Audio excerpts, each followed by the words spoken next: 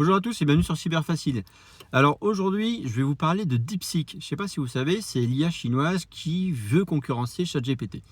Alors dans l'idée DeepSeek à l'origine, c'est surtout la démonstration qu'une IA est capable de faire aussi bien, si ce n'est, on va pas dire mieux, au moins aussi bien que ChatGPT, avec des consommations d'énergie et de ressources vraiment diminuées en termes de puissance de calcul.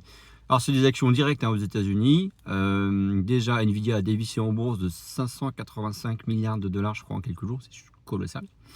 Voilà, ça c'est pour planter un peu le décor. Bon, DeepSeek a ses travers à la chinoise, c'est-à-dire que notamment, si vous posez des questions sur une certaine révolution, sur un certain soulèvement, sur certaines places, que je ne citerai pas, Tiananmen par exemple, bah voilà, il y avait, vous ne répondrez pas.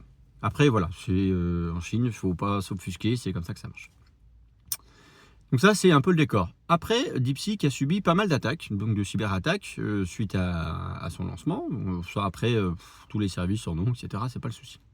Le problème, c'est que DeepSeek actuellement, c'est fermé aux nouvelles inscriptions depuis hier. Pourquoi?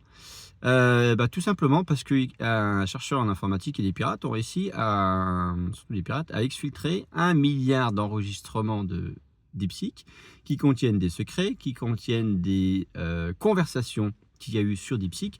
Donc en gros, confidentialité totalement zéro. Alors, on va pas dire qu'ils ont économisé de la ressource en faisant des économies sur la sécurité, mais en tout cas, sur le déploiement, oui, ils ont fait des économies sur la sécurité.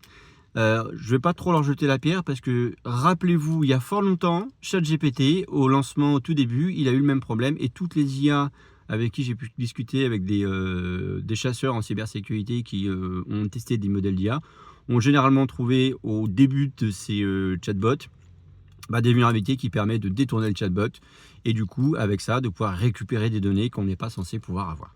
Voilà, j'ai même qui se sont fait un petit peu d'argent. Donc, attention, ces nouvelles techno, comme d'habitude, sur de l'IA, de chatbot, ChatGPT, DeepSeek, ce que vous voulez, je vous recommande vraiment de ne pas donner de données à caractère personnel.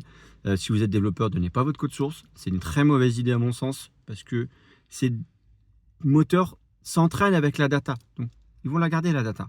Donc voilà, faites attention, leur faites pas faire des process métiers, c'est pas une bonne idée du tout, ou ce genre de choses. Donc attention à ce que vous communiquez aux IA. Il faut les utiliser, c'est très intéressant. Moi, j'utilise sur certaines de mes vidéos, la chaîne Kanjian par exemple. La dernière fois, j'ai fait mon script de vidéo et je lui ai demandé, sors-moi un descriptif, il m'a sorti un truc nickel. Voilà, pourquoi pas. On l'utilise et on va toujours l'utiliser. Allez, à bientôt, c'est bien facile. Sayonara.